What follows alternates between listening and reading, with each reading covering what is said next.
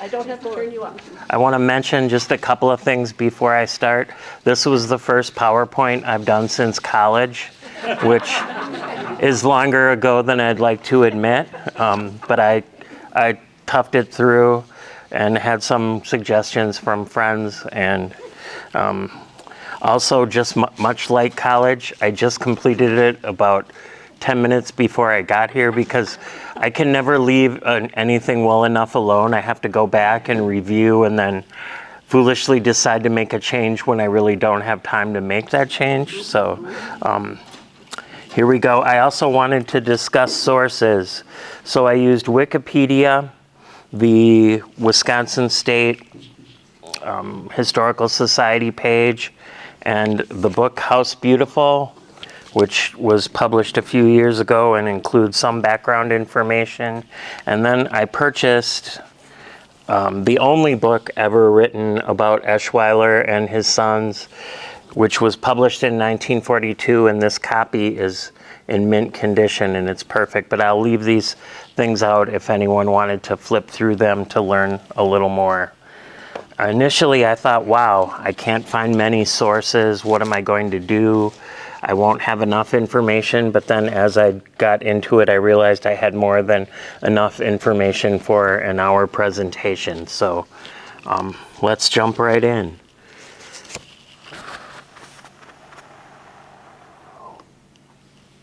So here is a portrait of Alexander Chadbourne Eschweiler.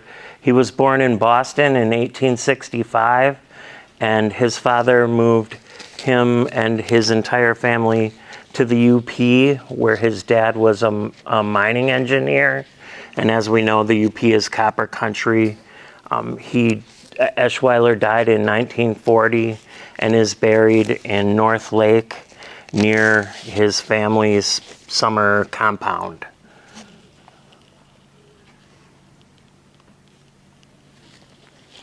So born in Boston, his father was a mining engineer and he raised his family in the UP. Eschweiler began his university studies when the family moved to Milwaukee in 1882 when he was 17. Eschweiler began his studies at Marquette and completed his education at Cornell in architecture studies. He started a precedent because all three of his sons first finished at Marquette and then went on to Cornell. He graduated his senior year in 1890 and returned to Milwaukee, where he opened his own firm in 1892. He ran that firm alone from 1893 to 1923, when he was joined by his three sons. The firm eventually closed in 1975. I just found some quotes in the opening. Although this book is entirely about Eschweiler and his sons, it's really more of a photo journey of designs they had created. But in the foreword by the author, he was noted by peers and the author of that book, 50 Years of Architecture, in his foreword of the book, where he said, "No layman can pretend to measure the artist who works with steel and stone, but I have talked with rival architects of Eschweiler in Milwaukee, and I know their appraisal of the man. Without exception, they say of him that he had unwavering fidelity to the ideals of his profession, and that he stoutly refused to design a cheap or showy structure or build with any of the hidden corners cut in any of the smallest ways." And also go ahead and tell me to slow down, because when I get nervous, I speak extra fast.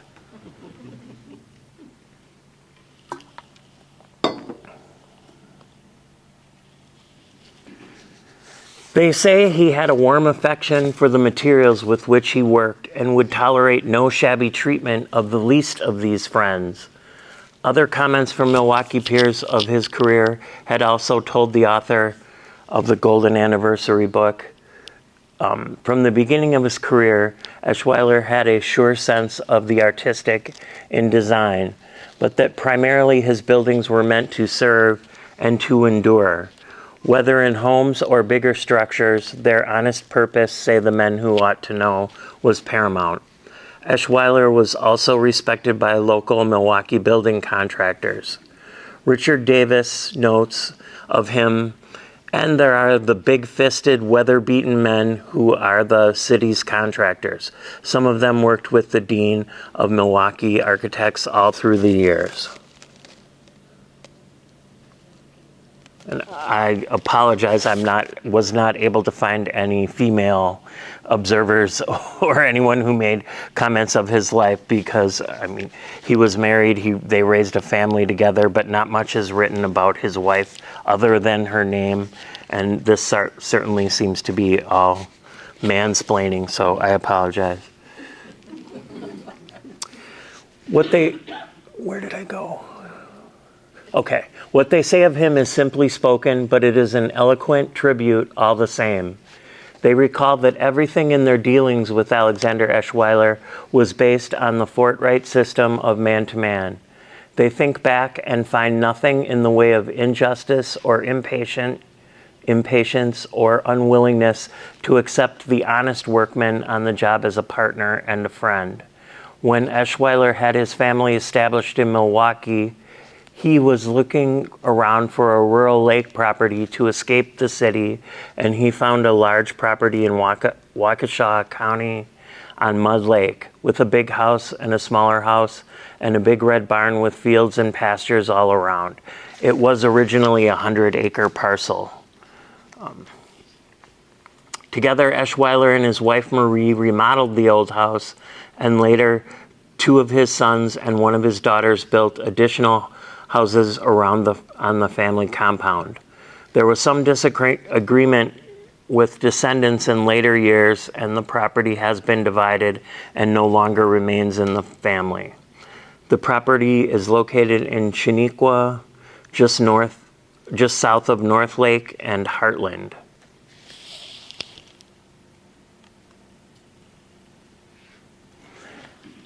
Eschweiler worked alone from 1892 to 1923, then formed a partnership with his 3 sons, Alexander Chadbourne Jr., Theodore, and Carl. Together, they purchased a property at 720 East Mason in Milwaukee and remodeled the building. They took 2 floors for their family firm to have offices and drafting rooms. Said of them at the 50-year mark in 1943, manifestly it would be foolish for a bewildered outsider to attempt any description of the toil and trouble that on in the Eschweiler offices, but this much any man can see. The team that is headed by the brothers has other old and highly regarded members, artists and experts in their various lines, all of them playing their part. The tradition of the house has always been give and take in ideas, and it certainly seems to work.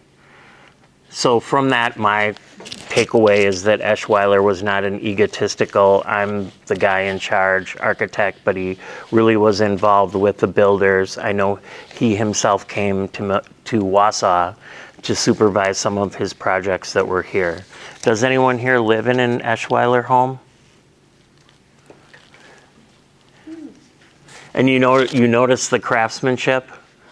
Whenever I've been in an Eschweiler home, everything was solid, none of the floors squeaked, and they're all over 100 years old, so it's really quite amazing how things are built. 1912. 1912. Can I ask which home you live in? On McIndoe? Okay. It'll come up so you can point it out, and if you want to share anything about your home, you're more than welcome to.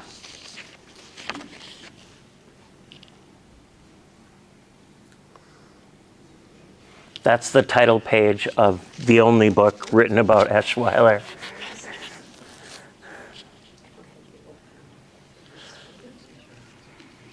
Eschweiler and Sons continued in their Milwaukee offices and were called upon by prominent members of Milwaukee and elsewhere.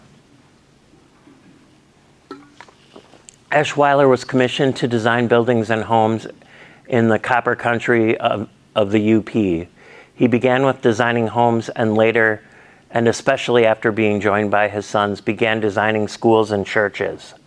The firm also designed commercial buildings and university buildings on the Milwaukee Downer College campus, now UWM, and the Marquette University Law and Sciences buildings. He designed his family's Milwaukee home at 2810 East Bradford Avenue in 1902. The firm also designed the Wisconsin Gas Company headquarters on Wisconsin Avenue in Milwaukee. And I believe that is I know Milwaukee a little bit, but I believe that's a building with a flame, a gas flame on the top of the building that changes color to tell people like a weather forecast. It's kind of an Art Deco building, so it's really pretty. A rare highlight is the Wadham's oil and grease service stations. Over 100 were built and very few remain. One is in West Allis and another is in Cedarburg, and we'll have a photo of that later on. Are they still service stations? I believe one of them is. I'm not sure. I did not go down there and check. But if you ever wanted to really thoroughly explore his career, I would go to Milwaukee for sure, because several of his homes are still standing, and they never fell apart or gave up. Someone made a foolish decision and raised it. There was a home, and I don't have a photo of it here, but I remember articles back when you could have the Milwaukee Journal delivered to your door, and someone in city government raised one of his historic homes to build this modern ugly thing, but it was on Lake Michigan, so preservation's important. So this brings us to Wausau.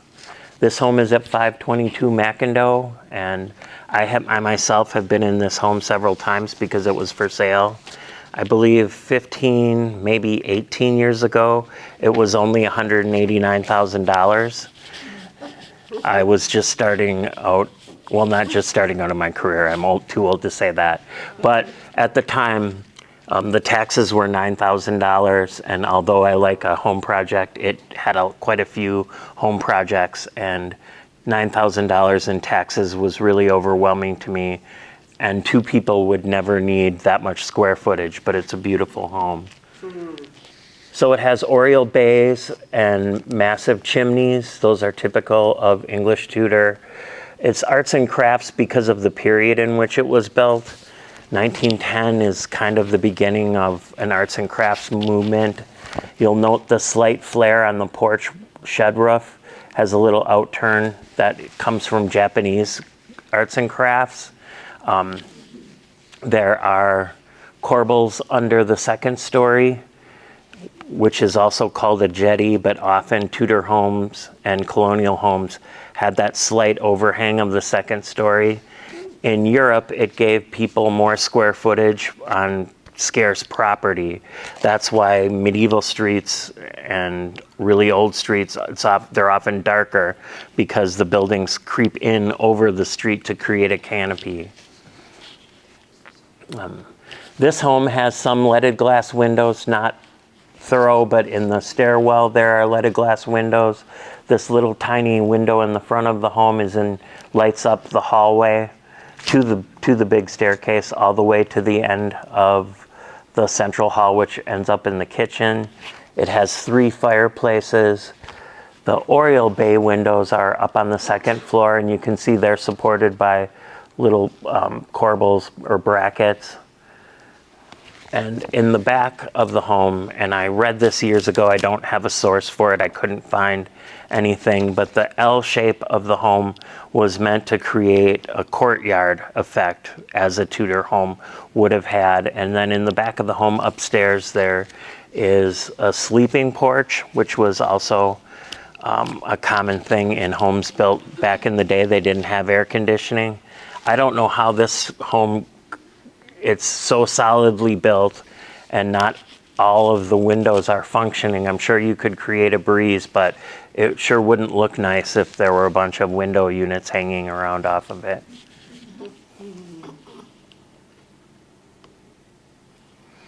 Here's another picture that shows, well, it kind of cuts off, but that little side wing is where the dining room is. And these downspouts, they're still the original copper at the top. but now they are painted, I would imagine aluminum. They did replace them. They were really beat up after over 100 years of service. And the roof is slate, and it's been repaired in a couple of spots, but a slate roof is definitely a good choice for longevity.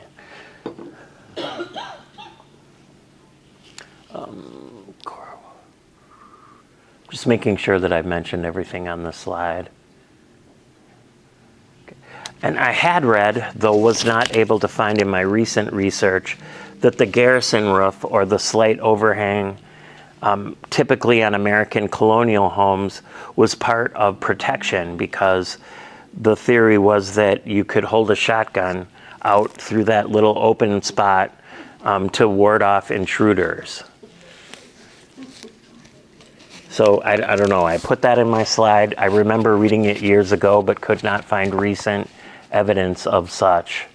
And my architecture book collection is in complete disarray and not organized very well.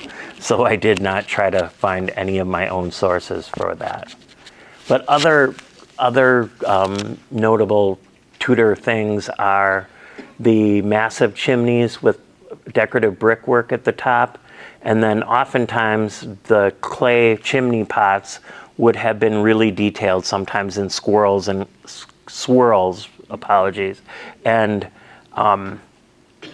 with lots of decoration on a plain old copper chimney or pottery chimney pot.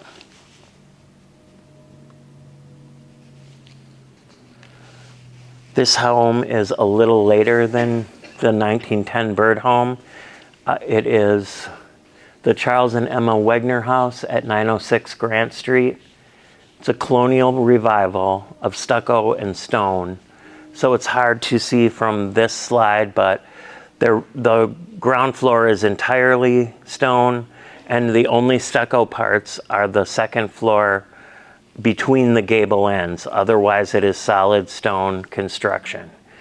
Charles ran a general store downtown on the corner of First and Scott Streets, and his wife Emma was a kickbush.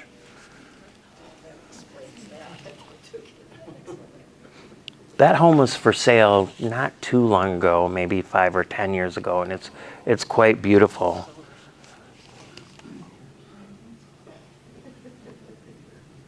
There's another angle that in better detail shows the stone on the end and the stone surrounding the sun porch. The windows on the gable ends of this home, the gable end is the stone face on the sides, are all have stone arches above them. So there's just an extra amount of detail in an Eschweiler design, even from the period.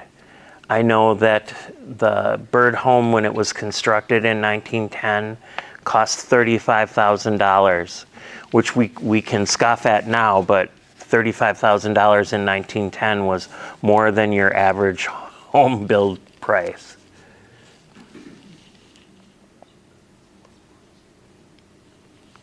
This is the E.K. and Margaret Schutz house at 930 Franklin.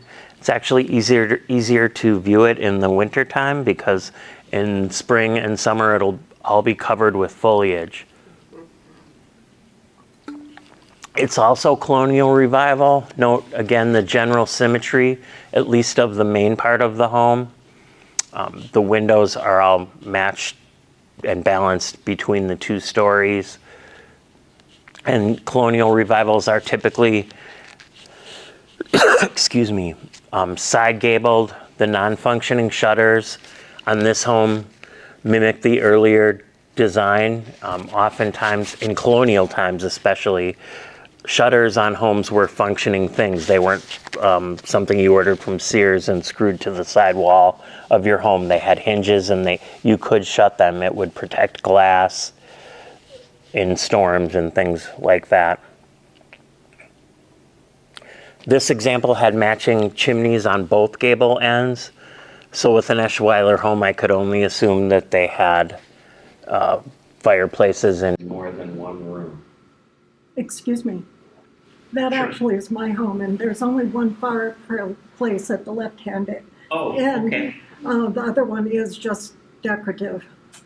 When I moved in, I had some speakers that I wanted wire run to, and the electrician showed up with a 12-inch bit saying that they had used wood as the insulation. Better than newspaper or plastic. It's a beautiful home, man.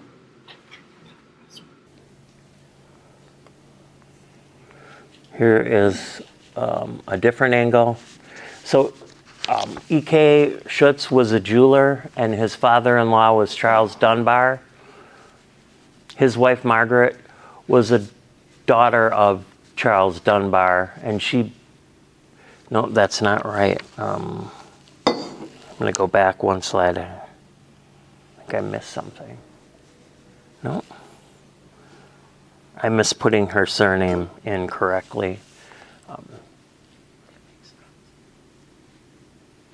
The driveway for this home cuts through on the backside through the neighbor's property, because when they were built, they were relatives and they didn't mind the driveway going through their lot. I'm not sure if that's still an issue. It no longer is. Oh, There's a garage there, but they were sisters. Oh, okay. Thank you. Margaret Schutz and the woman who lived behind there. And then when Mary Schutz, who was Margaret and E.K.'s daughter, married Ron Westgate, they bought that house. And so once again, there was that closeness. Not my first choice for who I want my neighbor to be, but I get it.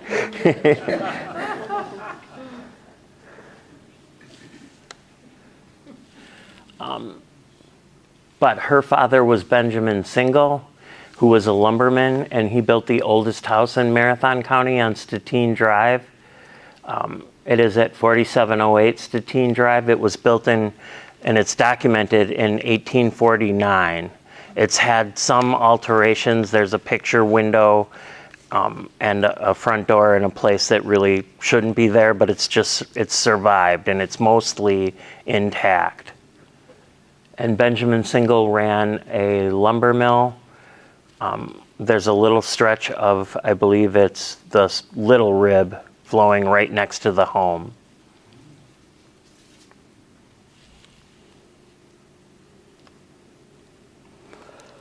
This is the Letitia Single house, and she was originally a Dunbar, or her maiden name was Dunbar.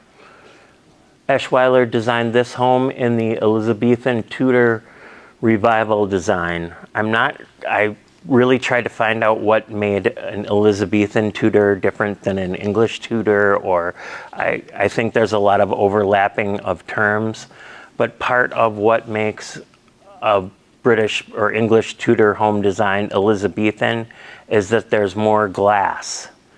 There are still very small paned windows because that was really all that could be manufactured then. So that's why they're large windows, but they have many panes. And a true Tudor will have an asymmetrical design. So unlike the colonials, it's not a split of things that match on each side of the home. And part of what makes Tudor design more interesting is there can be like nooks and crannies. Things are unpredictable, like you can drive past a Cape Cod or a ranch and you know exactly what is behind the windows because that's just the only thing that could be done. There isn't necessarily a bedroom wing, but a Tudor can have the appearance of being added onto over time, and it just kind of creates more intrinsic charm.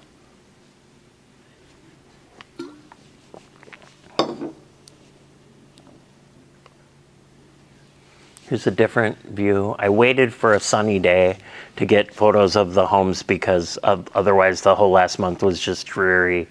And so the massive half timbering is another characteristic of a Tudor revival style. In German, it's Fachwerk. but it's the stucco in between big heavy beams. And on this house, they truly are solid, like 4x4 beams. And I believe some of them are exposed in the interior of the home, but I've never been inside. Other little Gothic highlights can be this little angled buttress off of the front door side, the edging of the windows in stone or brick. And then again, it's not symmetrical. It looks like it's evolved over time. But as this was 1929, styles changed from shingles and clapboard to stone or stucco. So although it's a period designed home, it does show that Eschweiler evolved with the times of what was popular. Stucco can be very low maintenance, like it holds paint well, it can't be covered with vinyl. There's lots of good things about a stucco exterior.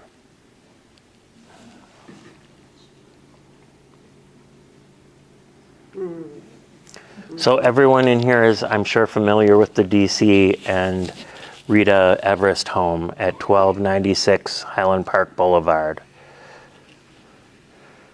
Eschweiler and Sons designed this home. It's the only home in Wausau that is accredited to both him and his sons.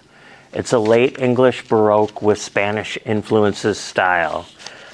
The Spanish comes in with the clay tile roof and some of the wrought iron, but mostly it's an English Baroque or baronial style. There is a colonnaded walkway on this smaller wing to this side, and then all of the windows that in the courtyard is landscape, but all of the windows that faced into that courtyard appear to be French doors, so you could imagine that it would be really pleasant to have the garden and the breezes coming through. It's quite massive inside. The second floor is not as ornate as the first floor, but modern changes have to be made over time. There are carved gargoyles on the top of each of the buttresses around the sunroom. That is a smaller room, and then directly behind that sunroom is a giant, massive living room that you actually step down to get into. The staircase is open. It's not as grand as you might think, but it's still a large, sweeping staircase. And that is kind of right behind the central front door, which we can't see from this photo, but we'll see in the next. So there again is the sunroom with the living room directly behind it. You can see the colonnade. The front door is, I'll just read my thing. I'm sorry, I'm going off my own script. So this home, it took 3 years to build. If you've ever driven by it, you could know why. DC and his wife Lillian Marguerite, or Rita as she was called, built their home in the new and fashionable Highland Park neighborhood during the Depression and spared little expense. The neighborhood I believe began in 1929, and then that's when the stock market crashed. The lots in 1929 were $5,000, and that again doesn't seem like anything to us now, but in 1929 that was quite a bit of money. And DC Everest purchased the entire block of lots because behind him, DC Everest Jr. built his home in the 50s. I think I talked about the gargoyles. In the bar in the basement, which is a really cool Art Deco bar, there was still when I was last in there, a framed portrait of DC Everest. I think whoever purchases the home from now on will respect that memory of him being in their little bar room. But there's tons of space to entertain in this home. It's not small.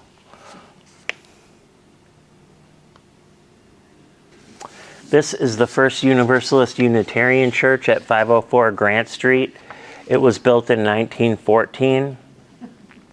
Although the original wing was torn down and reconstructed, the main building was spared and the new new addition incorporated original red granite from the exterior. It was similar to this building. It had the half timbering on the second story, but I think what they have achieved with this new addition is ADA accessibility, and they have modern kitchen, so they have things like you can adapt an old building to new purposes. And it is, as church populations age, most faiths really report that not many younger people are flocking to them, so they need to make them easier for older folks with mobility issues to get in and out of.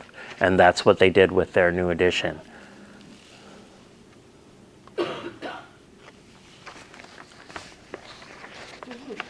This is the Joseph Dessert Library in Mosinee. If you've driven on the main drag in Mosinee, I'm sure you've seen it. I didn't realize its importance until a few years ago. My mom had worked in Mosinee for many years. Never a resident, but I had worked there, so I had checked it out maybe 15 years ago. It's quite charming inside as well. And going back to the birdhouse, I knew that I liked Alexander Eschweiler, so because I knew, or I researched that he designed this library, I made sure to go inside and check it out. This was paid for by the lumberman Joseph Dessert in 1898 and expanded in 1928 in red brick with many arched windows and cut limestone around the door. So there are limestone windowsills, there's the limestone parapet at the top. That trim with limestone was more expensive than just building something entirely out of red brick because it was custom.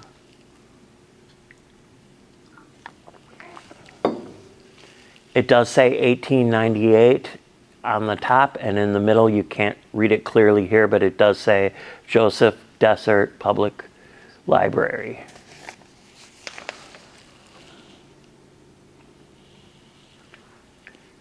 Just a different angle.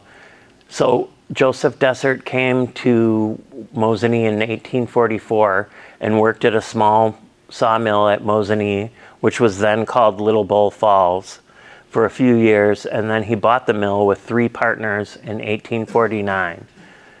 By 1959, he alone owned the mill and ran it for 40 years. In the interest of his employees, he sponsored construction of the library, appointed a board of trustees, stocked it with books, and paid for its maintenance for several years.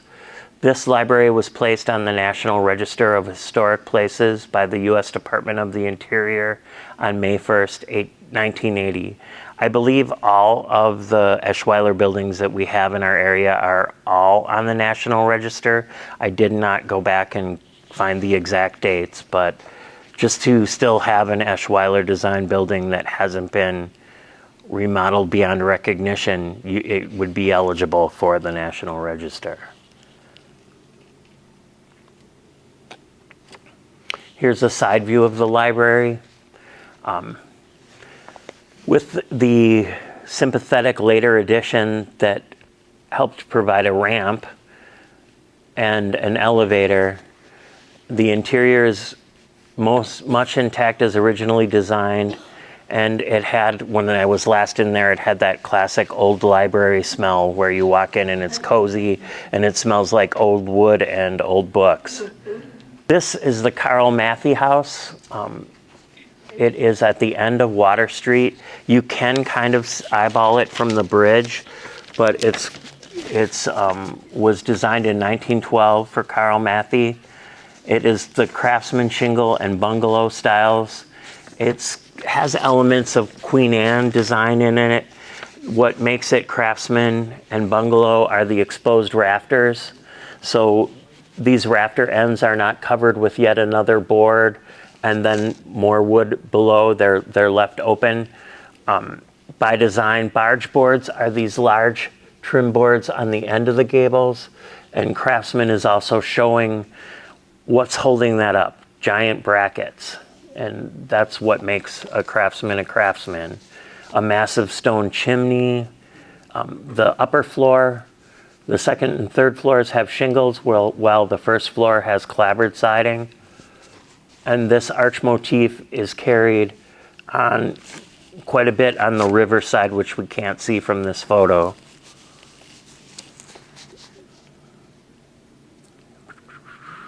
There are photos online that do show the interior. I'm not sure why they're there. They're not realtor photos, and most websites shut down the interior photos after a home is sold. So kind of, if you're really interested in getting into a cool old house, you have to see when it's for sale and just go to an open house.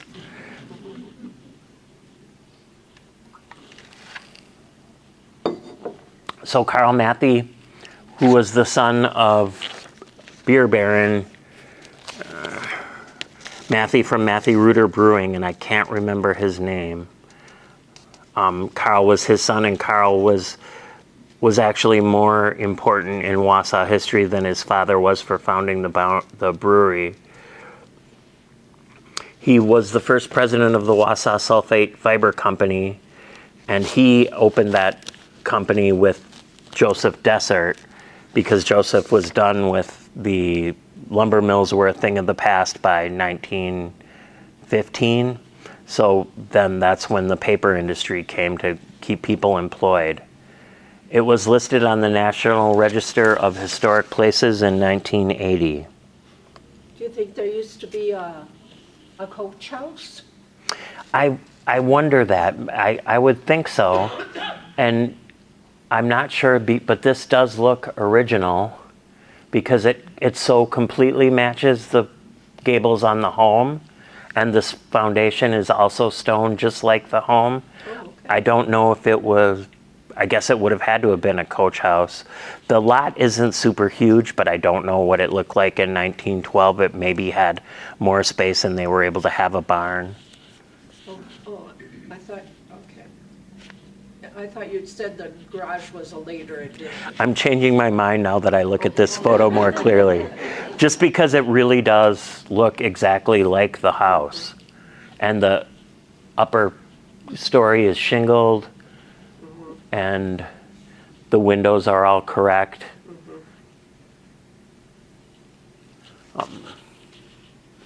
His father was the Wausau brewer of Matthey Reuter Beer. Carl was an established industry baron and member of the Wausau Club, the old boys club that got together after the lumber industry. They knew it was gone, and they had to put something together to keep Wausau growing.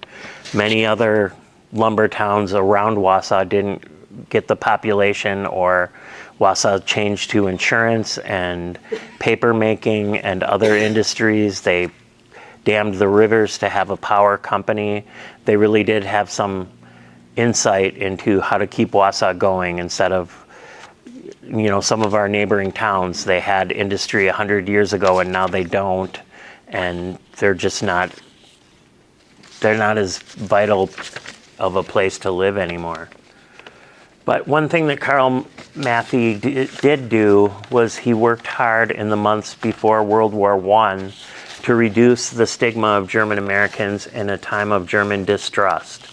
So because our area, especially Marathon County, was so predominantly German, they were, I forget what the exact term is, I used to know this. I played Carl Matthey in a cemetery tour a few years ago, but he was vital, and he went to Chicago and joined with other people to really convince the US government to not look at German Americans so suspiciously, much like how we interred Japanese Americans during World War II.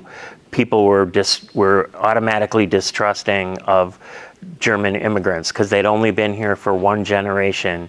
Typically, even their parents were born in Germany, and they thought that their loyalties wouldn't side with Americans. So he really worked hard on that to make sure that German Americans were respected as active, patriotic Americans.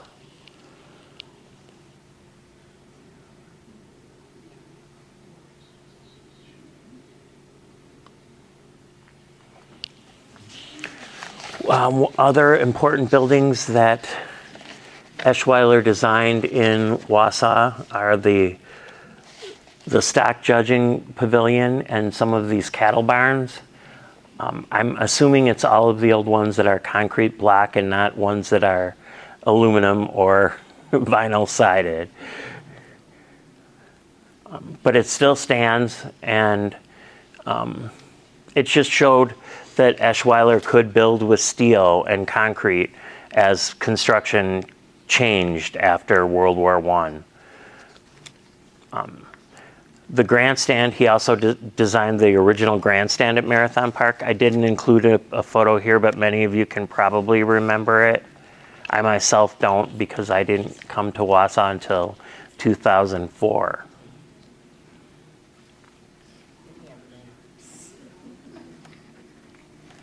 Things that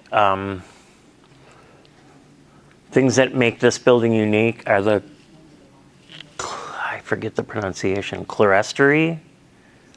Cell story. Sa? Cell story. Go ahead, try again. Cell story. Cell story? Yes, that's. Okay.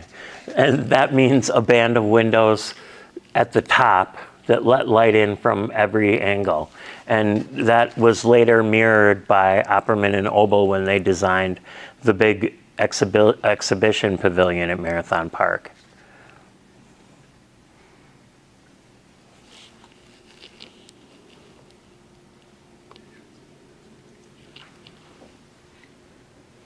And in communication with the Parks Department, they have drawn up some really nice plans. The money isn't there yet, but they plan on restoring both the pavilion and these original cattle barns and Judging Pavilion more to their original state.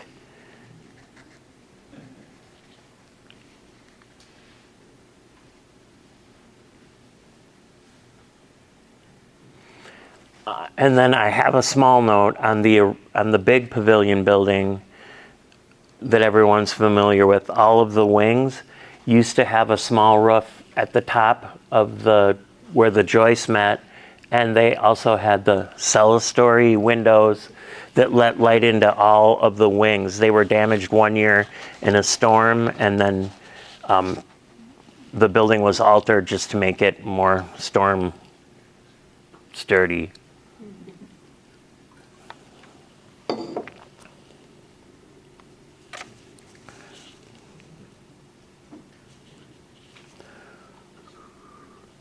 So here's another interesting building that Eschweiler's sons designed after his death in 1940. They designed the Mecca in Milwaukee. And I saw my very first Bucks game here, and I haven't seen one since. I missed out on the Bradley Center, haven't been to the new field, whatever its sponsor is called. Thank you, Pfizer. I have not been there, but I remember my dad taking me here when I was maybe 10. And now it's used by UWM, and when this photo was taken, it was called the US Cellular Arena. It now has a different name, which I did not write down, so I don't know. But it's a pretty famous building for Milwaukee.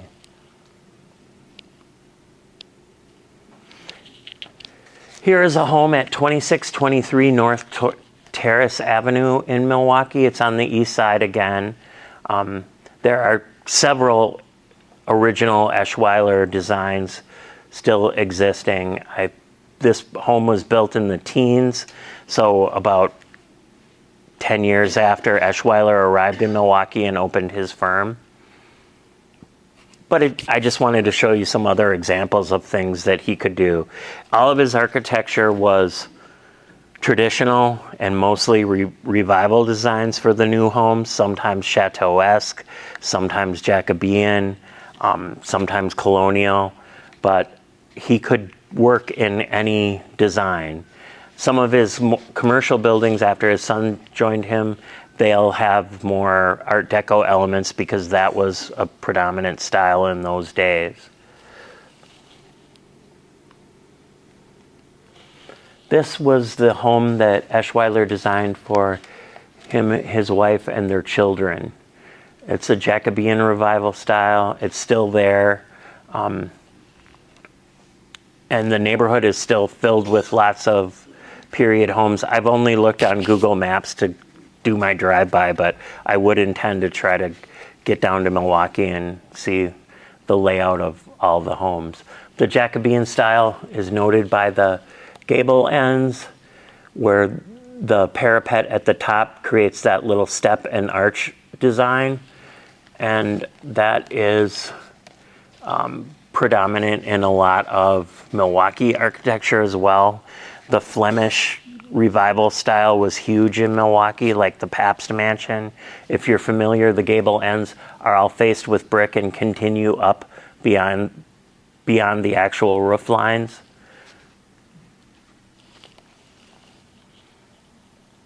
There aren't many rundown Eschweiler homes in Milwaukee, and they certainly have the square footage to not be for small families, or the price range of a home like this in Milwaukee could be $2 to $3 million, which back when the birdhouse was for sale 15 years ago on McIndoe, that house was $189,000. So if you compared that to what that home would cost in Milwaukee, anyone would have bought it.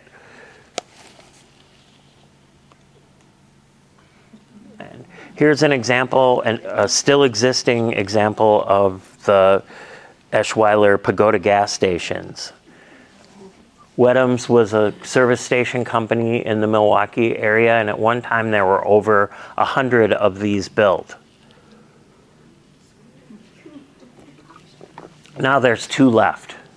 There's one in Cedarburg, this one is in West Allis. But just a little more interesting than the regular design of concrete block and some plate glass. These were actually steel roof panels, which is probably why these 2 survived, because if you paint them, they won't rust and they should be around. I don't know what this one is being used for. It's hard to guess from this photo. But it's neat that they saved it, and people love those.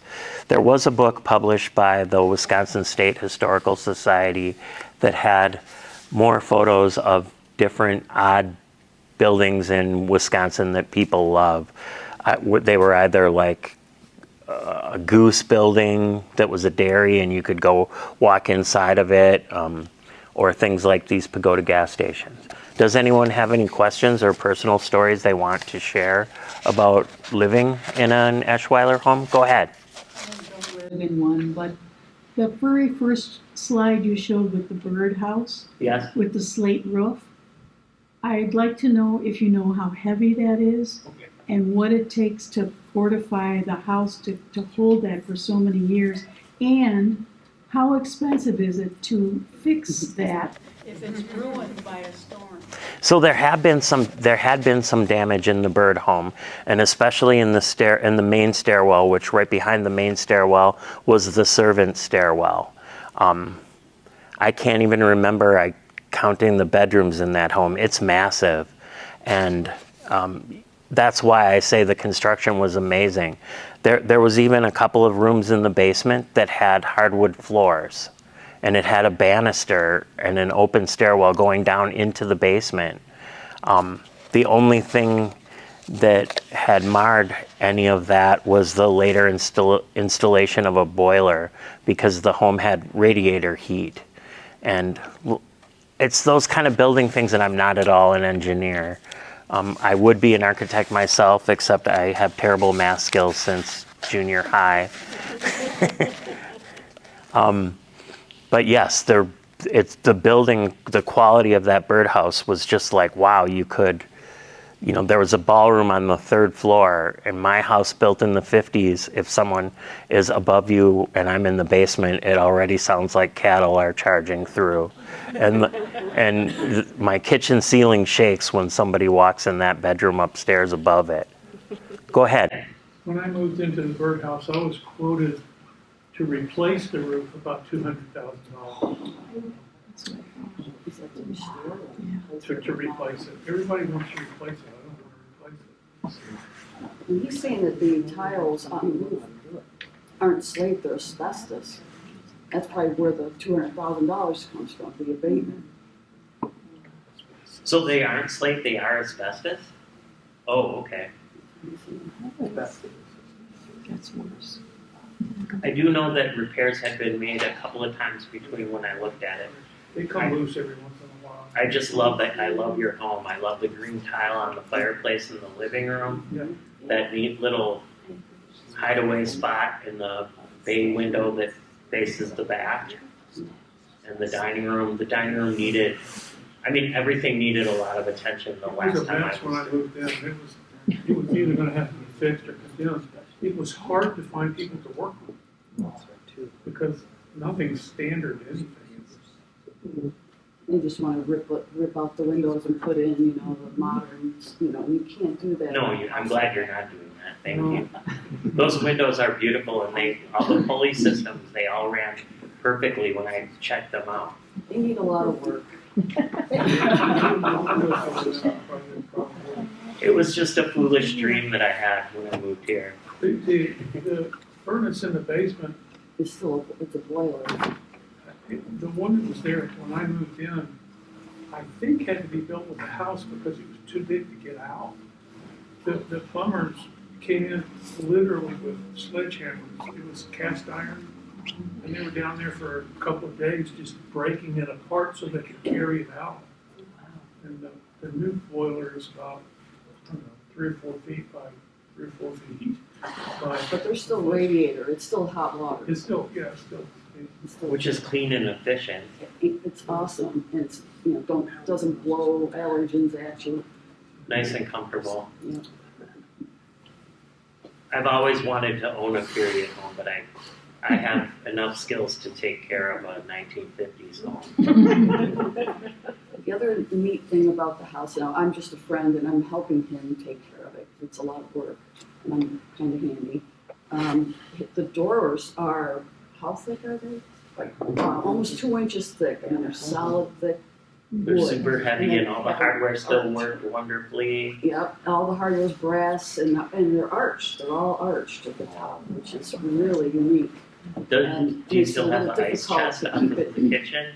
What's Pardon? The ice chest off of the kitchen? That's still It's there. still there. Yep. So that home has where the ice people who delivered the fresh ice The block. before refrigeration didn't have to knock on the door or go in the home. They would open a small door from the exterior of the home, plop in their new ice block, and then head out. Does anyone else have any questions? Could you go back to the slide of the house that they're talking about? Sure. Full of instruments, with music.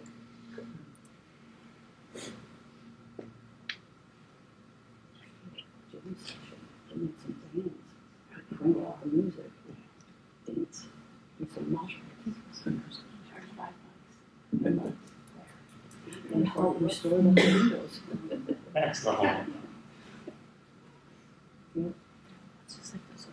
And the gutters are copper. They need a lot of repair, but if we could find somebody that is a copper worker to repair them instead of tear them out and throw on, you know, aluminum. That's a real problem, is finding people who even know how to do Restoration. things. That's- Because there were actual artisans 100 years Exactly, ago. and they're all And- gone now. So, you know, The man who replaced the rotted wood on this house was in his 80s when he did it. And he was the only person I could find that would even try. He did a good job. It was very labor intensive. He did it because he wanted to. I just remember, one thing I remember is up on the 3rd floor Yeah, where there was a bedroom, a bathroom, Yes. and a big ballroom. yeah. yep. I remember opening one of the little side doors that would have gone under the eaves and You attic storage mentioned that. space. I gotta And check all it out the now. construction of it was just like, wow. And the roof is sloped, when you look in those little cubbies, you know, those new walls. But you mentioned something about how they were a cover for if you wanted to take a gun and aim Oh, it down. I'm like, I gotta go check that out. And No, that's- these for days, that, you I never mean- know. Where I mean, are this. you talking about? Well, that historical. That's the jetty I'm talking about, not up in the actual roof. But in even colonial revival houses, there's a couple in Wausau where they have that little slate overhang. I think now it's obviously just a design element that they can put on on a newer construction home. Yeah.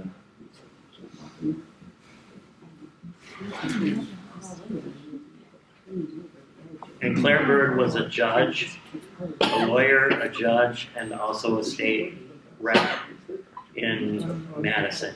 Well, he lived here in Wausau. So Patrick, have you made one of your gingerbread homes? The very first one I did was the birdhouse. What's the birdhouse?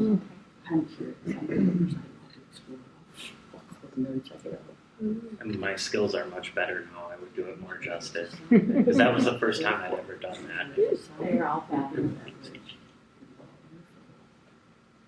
And if anyone wants to look through the books that I had used, this one especially, there's photos of the university buildings that Eschweiler designed and many of the period homes. But also they show that he evolved and had made simple wood frame homes later on, and homes that seem to have more of a modern kind of design, not necessarily period. If things pan out the way they're supposed to, this coming Christmas season, there'll be another open house where certain houses will be, walking tour. That it'll be open this holiday. Terrific. I would love to step in there again. I'm working on getting that plaster fixed. If anybody knows somebody that knows how to refinish quarter sawn oak, I would be interested to talk to them. But the people who lived there before me, they painted a lot of the oak moldings and things. I know, hurts me too. Yeah, and they also changed the classic stained wood to a modern color stain, like a lighter color. It's awful. It doesn't work. It was all maple floors, right? Maybe most of the house is maple floors, That's what I but remember. the trim is all quarter sawn oak. Perhaps give a call to the Wisconsin Historical Society. They Yeah, they're probably only have half a ways block to, away. Yeah, that's a good idea. they would probably have. Anybody some- else have any questions? Thank you all for coming. Christine might have.